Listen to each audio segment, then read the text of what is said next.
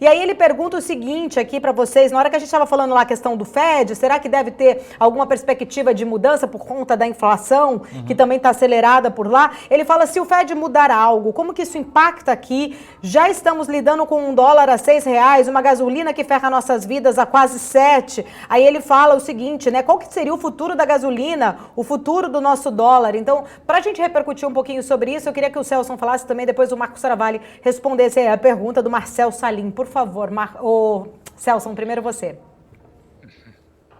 Não, no curto prazo, acredito num dólar mais beirando R$ 5, até rompendo os R$ 5, indo para uma casa abaixo de R$ 5 no curto prazo. A gente está vendo isso, que a gente até falou no início, melhora na arrecadação, crescimento econômico, uma redução no risco fiscal brasileiro, uma dívida bruta sobre PIB indo para baixo de 84%, né? O novo secretário do Tesouro falou sobre isso, Jefferson Bittencourt falou sobre isso no final de semana, e eu também acredito, porque a arrecadação está sendo bem mais forte do que se imaginava anteriormente. Fora isso, licitações, concessões. O grande problema é ano que vem que a gente tem eleições, e aí gera um efeito de volatilidade. O que vai acontecer? Como é que vai ser o governo populista? Que vai gerar esse processo no ano que vem?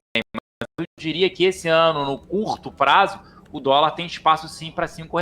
Para falar sobre preços de gasolina, um barril de petróleo, 47% se transforma em gasolina, ou seja, 50% de um barril de petróleo se transforma em gasolina. É uma commodity negociada lá fora, com preços dolarizados, então a gente teve efeito da alta do dólar, e isso não foi só no Brasil, foram em diversos países emergentes, e também no Brasil pode ter sido um pouco pior por conta de uns juros muito baixo, né? 2% não fazia sentido nenhum, juros real negativo no Brasil, houve a saída de capital estrangeiro daqui, o que elevou também e o receio com risco fiscal. Com essa melhora de risco fiscal e reformas andando, eu vejo um dólar num patamar mais baixo. O grande receio disso, como eu citei, é principalmente olhar o doméstico e olhar as eleições no ano que vem, que vão gerar volatilidade. E aí você pode ter um dólar indo para 4,50 ou um dólar superando R$ 6. Resolver o problema da gasolina? Abrir o mercado. Não deixar só a Petrobras fazendo isso, ou seja, privatizar e ter regras claras. Porque a gente viu no passado, a gente tinha refinarias privadas no Brasil e várias saíram. Por quê?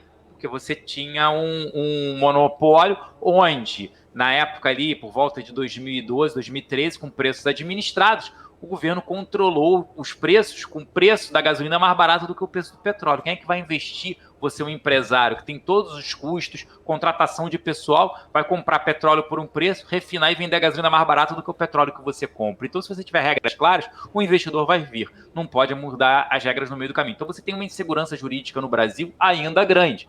Mas quando você fala com investidores estrangeiros, eles falam isso, que se você tiver uma melhora em relação a isso, somos mais de 200 milhões de consumidores. Sobre o Fed, foi aquilo que a gente comentou. O que poderia mudar seria se ele falasse que ele não vai recomprar ou vai reduzir a recompra de ativos, que é o que a gente chama de quantitative easing, um QI, que ele vem comprando ativos no mercado, gerando liquidez. Mas eu acho que isso não deveria acontecer num curto espaço de tempo. Então o cenário externo é positivo, para o Brasil ainda esse ano é um cenário sim positivo. Ano que vem eleições, volatilidade vindo aí, o que vai alterar a bolsa e dólar também.